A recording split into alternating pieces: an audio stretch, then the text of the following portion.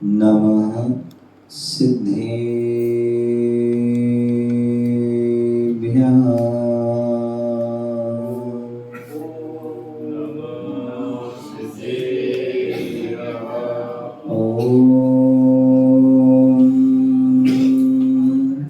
नमः सिद्धेभ्यः।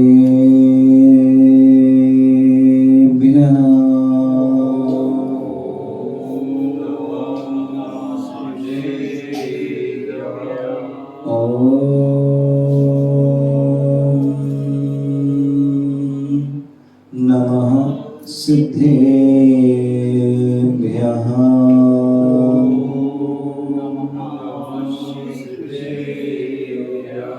नमिदोर्वज्रबाणं परमपाणं जिनं तु सूदेने बोच्छामि रयणसारं सायायणानदं मीणम्।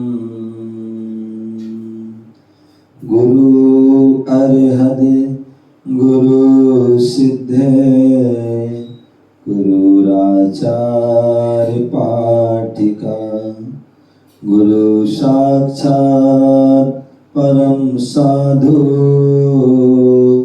तस्मै श्री गुरुवे नमः।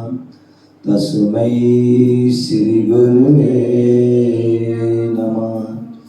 तस्मै श्री गुरुवे नमः। बोले अनंतानंद सिद्ध परमेष्टि भगवान की जयकारा। कैसे लगाना? दोनों हाथ उठा के लगाना है। बोले आदि प्रभु आदि ब्रह्म आदिनाथ भगवान की। बोले चिंतामणि पारसनाथ भगवान की। शासन नायक भगवान महावीर स्वामी की। हम पूज्य आचार्य कुंद कुंद मुनिराज की। हम पूज्य आचार्य भगवान गुरुदेव राक्षगति महाराज की। हम पूज्य भट्टाचार्य आचार्य विशुद्ध सागर महाराज की। अहिंसामय विश्व धर्म की। तीर्थराज संवेद शिखर की। बोलो उपाध्याय श्री 108 महामुनि श्री विशुद्ध सागर जी महामुनि राज की जय हो जय हो जय हो। उपाध्याय संघ की जय हो। प्यारे बंधु, आज हम सभी भारत देश की राजधानी दिल्ली के निकट हरा भरा प्रांत हरियाणा और हरियाणा का प्रवेश द्वार सोनीपत राय आसावरपुर ग्राम, जहाँ पर लघु संदेशिकर तीर्थ क्षेत्र पर हम सभी विराजमान हैं, जहाँ पर पारसनाथ भगवान का दरबार लगा हुआ है, समोसन लगा हुआ है और हम भगवान महावीर स्वामी के शासन में रहे हैं। भगवान की जो वाणी की वही वाणी जिनवाणी के रूप में हमें प्राप्त है, उसी जिनवाणी का हम रसपान कर रहे हैं। आचार्य कुंद कुंद स्वामी ने हम सभी पर बहुत बड़ा उपकार किया।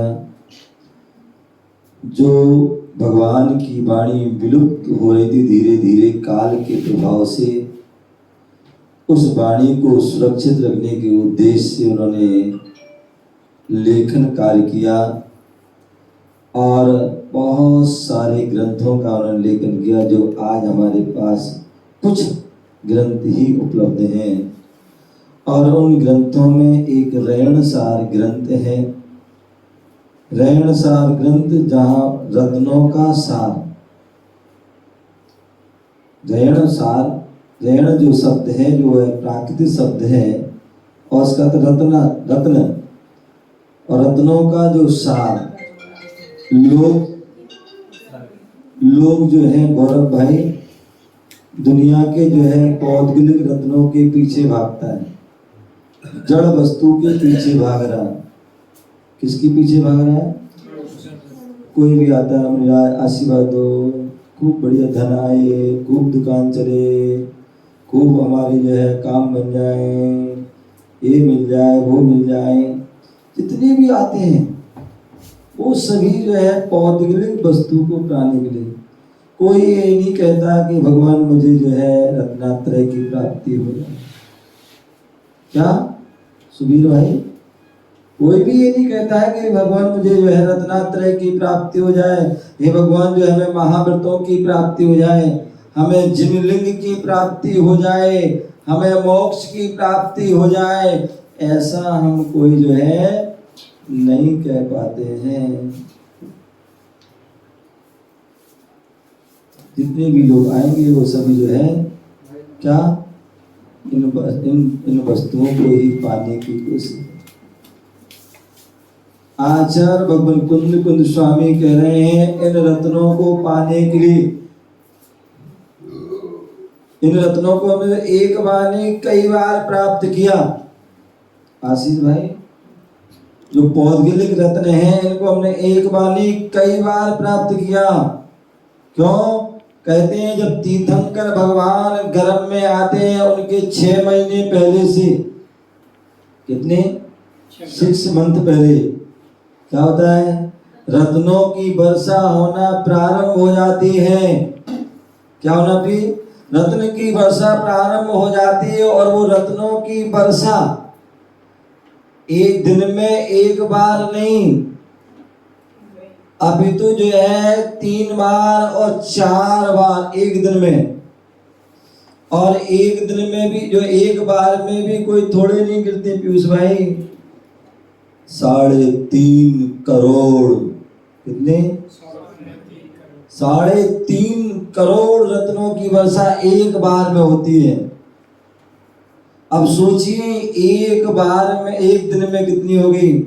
सीए साहब बताओ भाई, आसिफ भाई कितनी, सीए साहब कितनी भाई, आसिफ भाई 14 करोड़।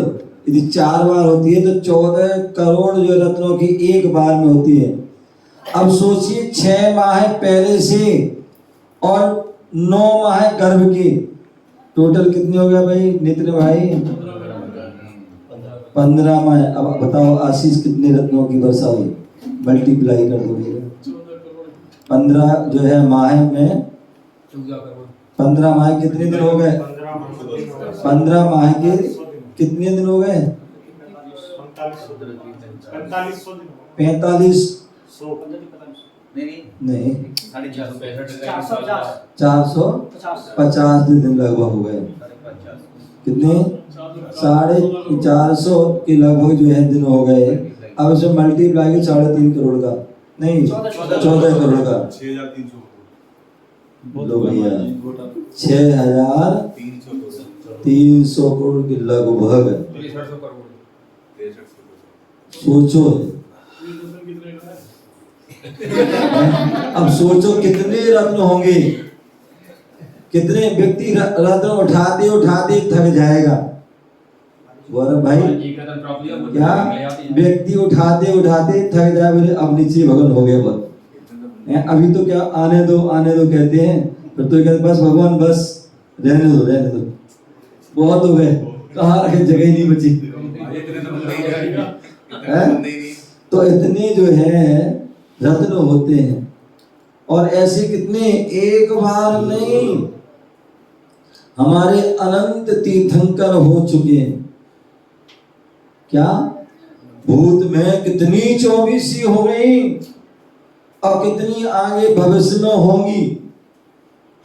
जब अभी तो एक तीर्थंकर में जो है कितने 6300 करोड़ एक तीर्थंकर के समय में होती है रत्न। और इसके अलावा भी जब जो है भगवान का जो है कहीं और भी कार्यक्रम होते हैं, उनमें सब में जो है राज्याभिषेक, कहीं जो है जन्माभिषेक, कहीं जो है दीक्षाभिषेक, कहीं मोक्ष होता जब होता है आहार, तब वहाँ पंचाशर की होती है। मतलब हर जगह रत्नों की बस सारे वर्षा हो, मतलब फिर तो लूटने वाले भी नहीं मिलते ही नहीं है। वो ऐसा बेटा ये जो व्यवस्था होती ना, जब तक तीर्थंकर होते ना, कहता है जब तक तीर्थंकर तब तक व्यवस्था है। आप देखिए प्रधानमंत्री हैं तो सारी कितनी सुगौड़ी, ये व्यवस्था वो व्यवस्था ये व्यवस्था, सारी वीआईपी व्यवस्था होती है, बीबीआई बल्कि। लेकिन जैसे ही प्रधानमंत्री के जो पद से नीचे उतरे फिर क्या होगा, फिर कौन नहीं पूछता, फिर तो सामान्य व्यवस्था हो जाती है। तो ऐसी ही जो है जब तीर्थंकर थे तब सारी ये सब वैभव था, और जैसे ही तीर्थंकर ने दीक्षा ली, जैसे ही तीर्थंकर ने जो है मोक्ष हुआ, वो सारी चीज जो है जहां से आई थी वहीं पहुंच जाती हैं। तो इसलिए आचार्य कुंद स्वामी कह रहे हैं कि हमें उन रत्नों के पीछे नहीं भागना है। और वो रत्न मिले भी आते हैं तो लोग क्या करते हैं, उसको चुरा लेते हैं, कहीं लूट लेते हैं, कहीं हिस्सा बंटवारा आदि हो जाता है, कुछ भी हो जाता है। बोले वो रत्न जो है वो तो आपत्ति और विपत्ति को और बढ़ाने वाले हैं। वो आपत्ति और विपत्ति को क्या है, बढ़ाने वाले हैं। यदि हमें जो है रत्न चाहिए है तो चेतन रत्न को पाने की को, जिससे हमारी आत्मा का कल्याण हो, आत्मा का हित हो, ऐसे उन रत्नों को पाने का प्रयास करना चाहिए। जिसके लिए जो हम जो है पाने के लिए क्या कर रहे हैं लोकेश भाई, अनादि काल से भटक रहे हैं। क्या अनादि काल से उन रत्नों को पाने के लिए भटक रहे हैं। एक बार वो रत्न मिल जाए, कौन से, चेतन रत्न, जो हमारी आत्मा का कल्याण करने वाले रत्न है, आत्मा का हित करने वाले रत्न है, जो हमें श्रावक से जो है साधु श्रवण, और श्रवण से अनंत और सिद्ध पद को, सिद्धालय को जो प्रदान करने वाले हैं। ऐसे उन रत्नों को पाने के लिए हम अनादि काल से भटक रहे हैं। कितनी हम कोशिश कर रहे हैं, कितना प्रयास कर रहे हैं कि हमें वो रत्न मिल जाए, या हमने यूं कहे कि हमने उसका प्रयास ही नहीं किया, उसका हमने पुरुषार्थ ही नहीं किया। एक बार उन रत्नों को पाने का पुरुषार्थ और प्रयास कर लेते तो क्या होता है, अपने आप आपको सब कुछ मिल जाता। फिर आपके लिए जो है धन की प्राप्ति के लिए आशीर्वाद नहीं लेना पड़ता, आपके लिए और भी अनेक प्रकार की जो वस्तु को प्राप्त करने का आशीर्वाद नहीं प्राप्त करना होता। यदि आपने जो है उन रत्नों को प्राप्त कर लिया होता तो सारी वस्तु अपने आप मिल जाती हैं। और उन रत्नों को पाने के लिए हमें धर्म पुरुषार्थ करना होता है। क्या करना होता है, धर्म पुरुषार्थ। जो धर्म है उस धर्म को समझना पड़ता है, और उस धर्म को समझ करके हमें उसको जीवन में उतारना पड़ता है। तभी हम जो हमारे अंदर धर्म आता, तभी हम धर्मात्मा होते हैं। और जहाँ धर्म आता है क्या, वहाँ अर्थ अपने आप आ जाता है। क्या जाता है भाई शुभम भाई, अर्थ अपने आप आ जाता। फिर अर्थ को बुलाना नहीं पड़ता है। जहाँ तीर्थंकर भगवान के अंदर धर्म आ गया तो वहां पर जो है फिर धन अपने आप आ रहा है। लेकिन तीर्थंकर भगवान उसको देख भी नहीं रहे, क्या उसको निहार ही नहीं रहे, इतना धन आ गया। जैन धर्म कहता है, तीर्थंकर भगवान कहते हैं, आप जितना धन के पीछे भागोगे, जितना आप राकेश भाई जितना धन के पीछे भागोगे, धन उतना ही तुम्हें भगाएगा। और जिस दिन तुमने धन को जो है पीछे कर दिया और धर्म को आगे कर लिया तो धन तुम्हारे पीछे पीछे आए।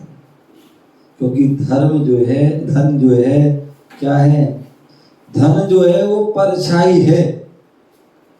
क्या है प्रवीण भाई, धन क्या है, परछाई है। आप परछाई को पकड़ने की कोशिश कर रहे हो। क्या कर रहे हो, परछाई को पकड़ने की कोशिश कर रहे हो, इसलिए कभी भी जीवन में परछाई को पकड़ नहीं पाते हो।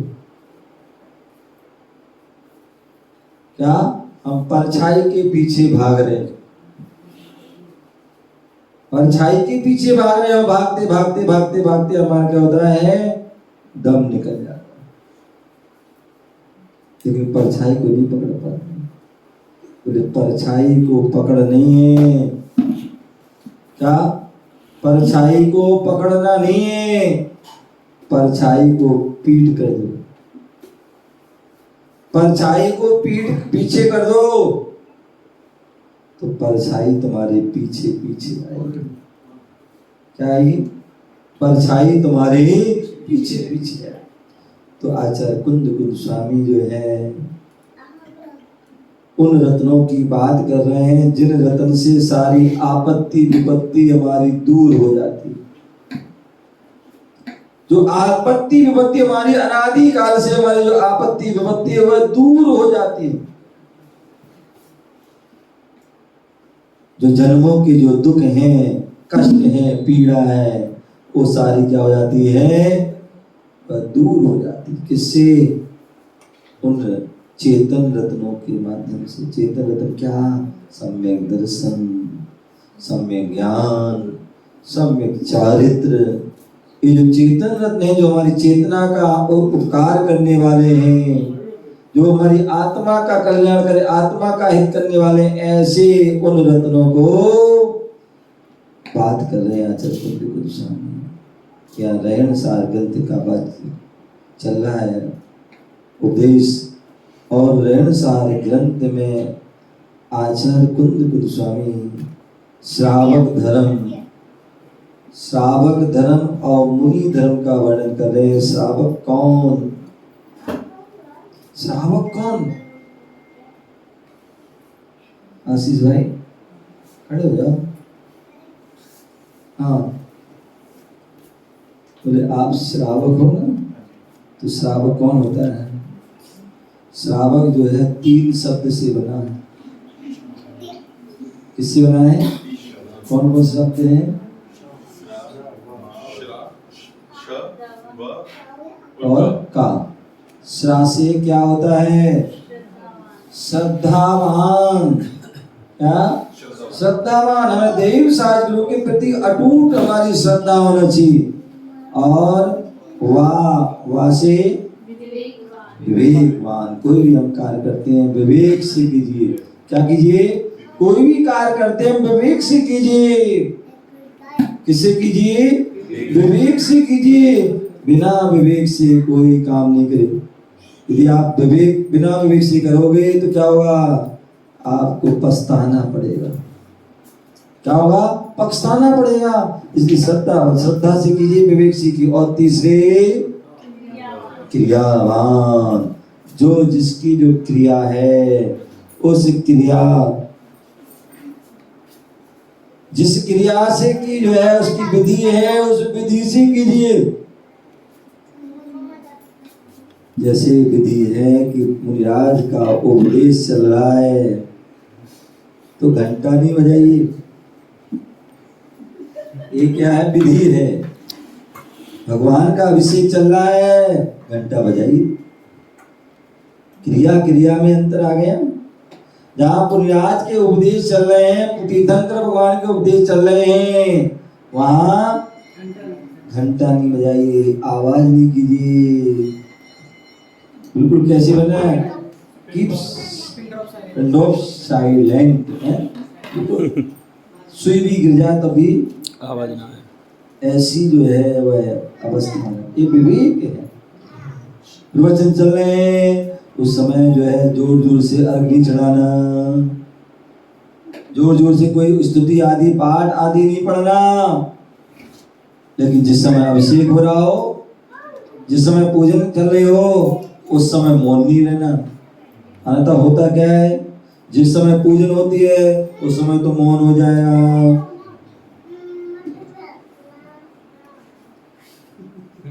ये क्या है? तो जिस समय पूजा चल रही है, जिस समय स्तुति चल रही है, जिस समय जो है पाठ चल रहा है, उस समय बोलिए।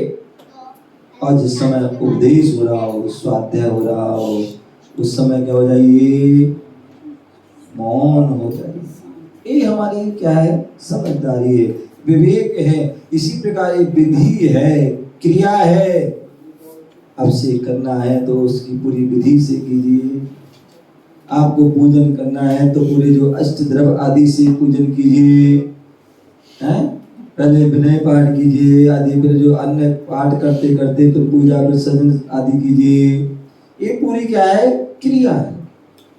तो श्रद्धावान, विवेकवान, क्रियावान, जो ये तीन गुणों से सहित होता है, वो ही सच्चा श्रावक होता है। अथवा दानम पूजन मुखम सावयतम, जो दान दे रहा है, जो पूजन कर रहा है, वो क्या है, वो श्रावक है। वो कौन है, वो श्रावक है। और मुनिराज कौन है, मुनिराज कौन है, बोले जो झाण झैणम, क्या है, झाण झैणम, ध्यान और अध्ययन में जो लीन है, वो मुनिराज हैं। वही पूजनीय, वही वंदनीय है, वही हमारे जो शोभा को प्राप्त होती है। तो कल हमें यहाँ पर बात चल रही थी अध्ययन की। क्या अध्ययन, क्योंकि ध्यान कब कर पाओगे, जब अध्ययन होगा। और अध्ययन कब करोगे, जब ध्यान। बच्चों से कहते हैं, बच्चों से कहते हैं ध्यान से पढ़ो। क्या पढ़ो, ध्यान से पढ़ो, ध्यान से खाओ, ध्यान से पियो, ध्यान से उठो, ध्यान से सो, ध्यान से पियो, सब कुछ क्या है, ध्यान से। चलो तो भी ध्यान से, हर कार्य ध्यान से करो। लेकिन ध्यान से कब होगा, जब हमें उसका ज्ञान होगा। क्या होगा, ज्ञान होगा तभी ध्यान होगा।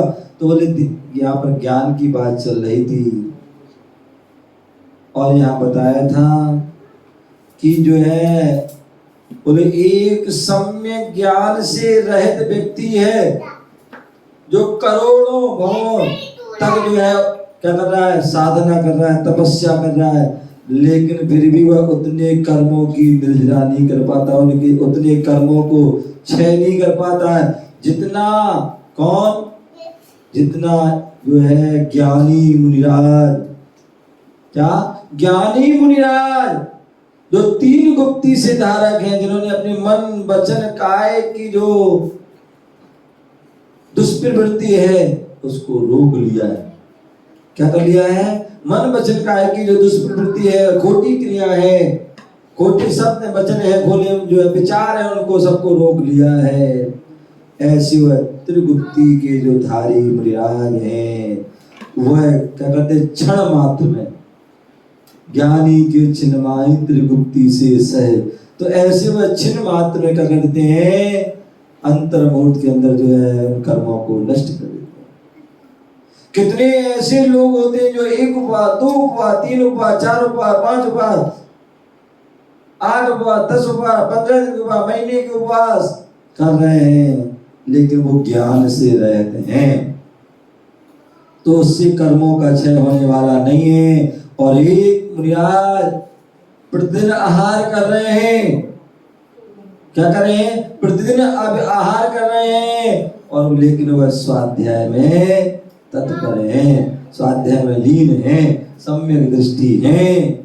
तो ऐसे जीव के जो परिणाम है वो विशुद्ध कर लेता है, और उस विशुद्ध परिणाम शुद्ध भावों से कर्मों को क्षय कर लेता है। इस प्रकार से यहाँ पर आचार्य भगवान ने कहा था, पूज्य आचार्य भगवान गुरुदेव विराट सागर मुनिराज अपनी रत्नात्रय वर्धिनी टीका के माध्यम से बता रहे हैं, अस्य स्वाध्याय तपसा साधनायाम द्रव्य चेत काल भाव शुद्धिर वश्यम विघात वेदी शास्त्र कराणाम निर्देशा यथा द्रव्य शुद्धि विषय धवला पुस्तक ग्रंथि। बोले धवला पुस्तक ग्रंथ में लिखा है, क्या लिखा है कि बोले स्वाध्याय करते समय, ध्यान रखिए भैया पीयूष बाबू, क्या स्वाध्याय करते समय जब भी हम कोई पढ़ते हैं बच्चों लोग, रिया भैया क्या नाम, सुनो पीठी सुनो क्या बोल रहे हैं, बोले जो हम स्वाध्याय करते हैं तो हम जब भी पढ़ाई कर रहे हैं तो ऐसे नहीं कहीं भी पढ़ाई करने बैठ जाएं। बोले पढ़ाई करते समय हमें द्रव्य शुद्धि, द्रव्य शुद्धि मतलब अपनी ही जो है कोर्स की पुस्तक पढ़ना, ना नीचे वाली पढ़ना ना ऊपर वाली पढ़ना। क्या करना? बच्चे यदि हैं कि जो कौन सी क्लास में है वो उसी क्लास को पढ़ेंगे तो क्या होगा, उसे लाभ होगा। अन्यथा पढ़ते तो 1वीं क्लास में वो पढ़ रहे 8वीं क्लास के, पढ़ रहे 8वीं क्लास में वो पढ़ रहे हैं BA को, MA की क्लास को पढ़ रहे हैं, तो क्या होगा, उससे उसको कोई लाभ होने वाला नहीं।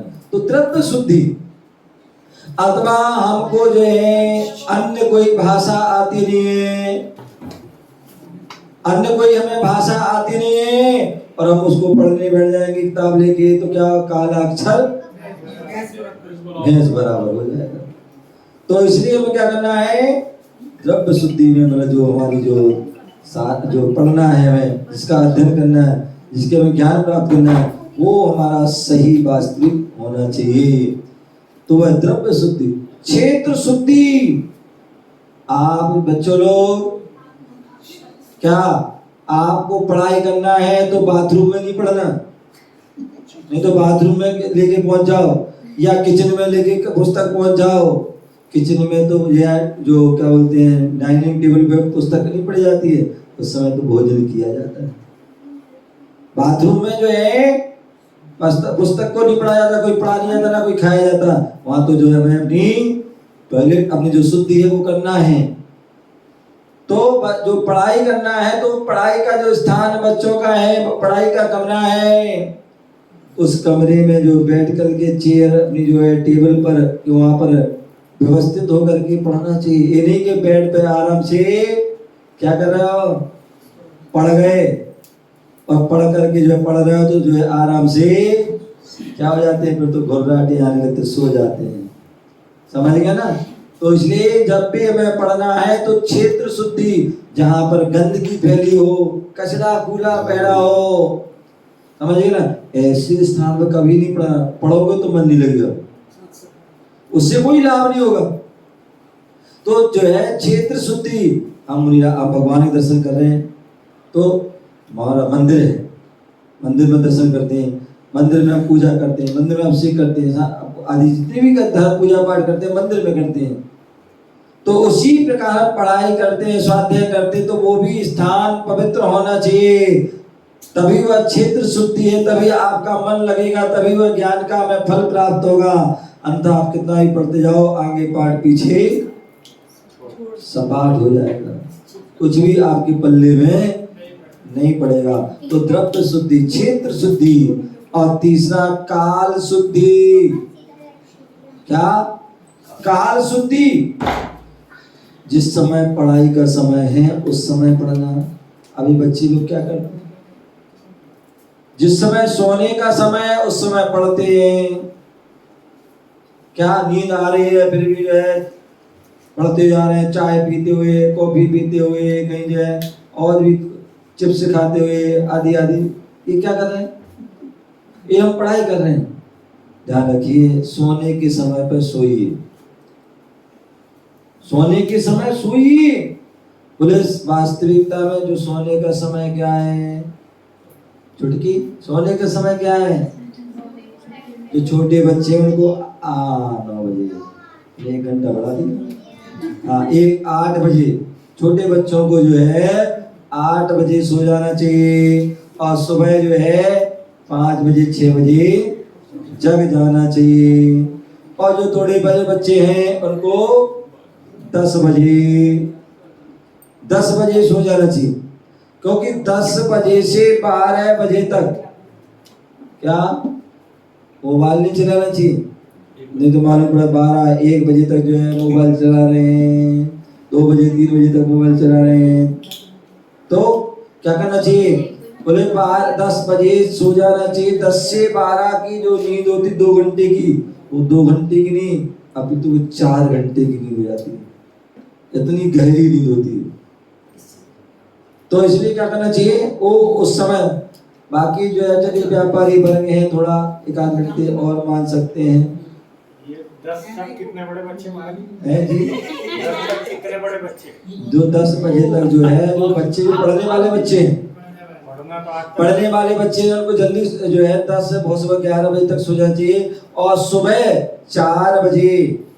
पढ़ाई तो नर्सरी से चालू है। हाँ तो मैं इसीलिए कह रहा हूँ नर्सरी से जो है BA तक आदि जो भी है उनको जो है क्या होना चाहिए।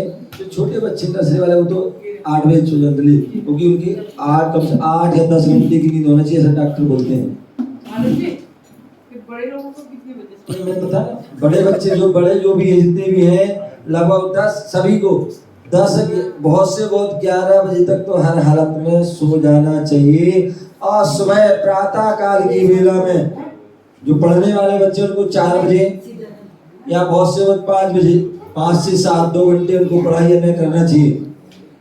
और उसी प्रकार जो अन्य लोग हैं उनको भी लगभग 5 साढ़े 5 बजे तक आदि 5 बजे तक जग जाना चाहिए। ये जो है हमारी जो है क्या होती है ये नॉर्मल जो है वह होना चाहिए। तो ये क्या है काल शुद्धि। हम जो प्रातः काल ब्रह्म मुहूर्त है यदि हम ब्रह्म मुहूर्त में भगवान हम जो है पढ़ते हैं जहाँ पर देवताओं का वास होता है ऐसे समय में हम पढ़ते हैं तो ध्यान रखना वो हमारी जो है पढ़ाई थोड़ी सी पढ़ाई भी बहुत क्या होती है मजबूती से पढ़ाई हो जाती है और हमें वो याद हो जाता है। वो ऐसा याद होता है कि कभी हम भूलते नहीं है। और बाकी तुम पढ़ते रहोगे तो यहाँ पढ़ोगे वहाँ पढ़ जाओगे तो सब कुछ सपाट भूल जाओगे। ये होता है बच्चे लोग क्या करते हैं रात को 1 बजे 2 बजे 3 बजे 4 बजे 5 बजे तक पढ़ते हैं और उसके बाद सो जाते हैं और सो के उठे तुरंत नहा धो के पेपर देने चले जाते हैं तो सब स्वाहा हो जाता है। और होना ये चाहिए शाम रात को जल्दी 10-11 बजे सो जाइए सुबह 4 बजे उठिए रिवीजन कीजिए और पढ़ने के बाद फिर उसको नहा धो करके तैयार होकर के स्कूल आ जाइए तो आपका विषय तैयार रहेगा। तो इसलिए क्षेत्र शुद्धि और काल शुद्धि। एक काल शुद्धि आगम कहता शास्त्र कहता संधि काल में हमें जो है बोले स्वाध्याय नहीं करना चाहिए। संधि काल जहां पर 2 काल मिल रहे हैं ऐसे उस समय पर स्वाध्याय आदि नहीं करना चाहिए।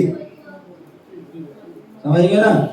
तो एक काल शुद्धि है। यदि काल अगर काल का ध्यान नहीं दिया खाने के समय पे आप पढ़ रहे हो पढ़ने के समय पे खा रहे हो तो जो सारा वो काल शुद्धि नहीं है। तो इसलिए काल शुद्धि तो द्रव्य शुद्धि क्षेत्र शुद्धि काल शुद्धि और साथ साथ भाव शुद्धि। क्या भाव शुद्धि। आप जो पढ़ रहे हैं तो आपके उसमें भाव भी लगना चाहिए मन भी लगना चाहिए। मन तो आपका खेलने में लगा हुआ टीवी में लगा हुआ है मोबाइल में लगा हुआ है या खाने पीने में लगा हुआ है तो आप जो है क्या होगा पढ़ दिखाने में तो पढ़ते रहोगे लेकिन वो कोई भी पल्ले नहीं पड़ेगा कोई भी आपको समझ में नहीं आएगा। कितना अब कई बार बच्चे लोग स्कूल में मास्टर जी पढ़ा रहे हैं टीचर पढ़ा रहे हैं मैडम पढ़ा रही हैं लेकिन बच्चों का ध्यान किसी की जो है चोटियाँ लेने में किसी की जो है पेंसिल जो उठाने में किसी की जो है बस्ते को छेड़ने किसी को कपड़े को छेड़ने किसी की कुछ कचरा फैलाने के लिए। तो ऐसे समय में क्या होता है मास्टर तो पूरा पढ़ा लेते हैं अपना काम कर लेते हैं लेकिन बच्चों को वो समझ में नहीं आती। जब होमवर्क दिया जाता है कि इसको करके आना और जब अगले दिन नहीं होता है तो पर पता पड़ता है सारी जो है वो गड़बड़ हो जाता है। तो इसलिए क्या करना चाहिए हमें काल शुद्धि और काल शुद्धि सब भाव शुद्धि मन लगा करके हमें कोई भी कार्य करना कोई भी काम करे तो मन लगा कर करे।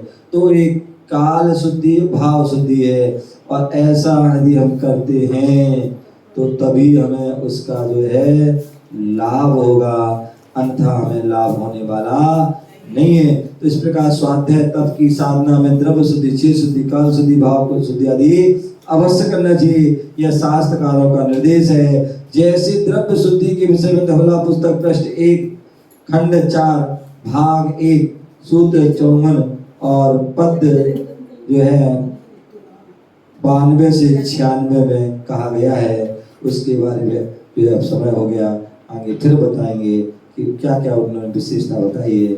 उन सबको हम समझें और समझ करके जो है उसको अपने जीवन में बताएं तो निश्चित ही हमारा जीवन बदल जाएगा। जीवन में बहुत सारी उपलब्धियां प्राप्त होंगी। इसी भावना से जय बोलो महावीर भगवान की जय।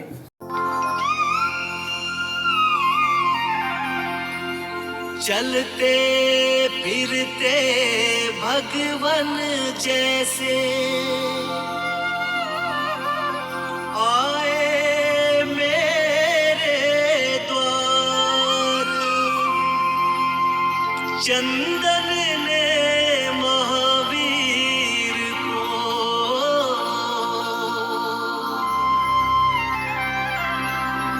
जैसे दिया हार।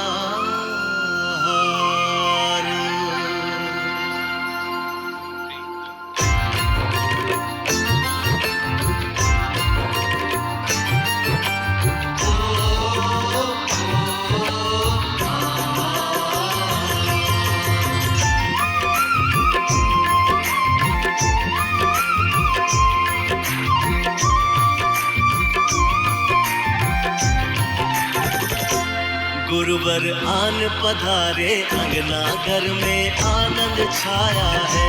मुनिवर आन पधारे अंगना घर में आनंद छाया है। जन्म का पुण्य फला मुनि ने चरण बढ़ाया है। जन्म का पुण्य फला गुरु ने चरण बढ़ाया है। गुरुवर आन पधारे अंगना घर में आनंद छाया है। मुनिवर आन पधारे अंगना घर में आनंद छाया है। आन पधारे अंगना घर में आनंद छाया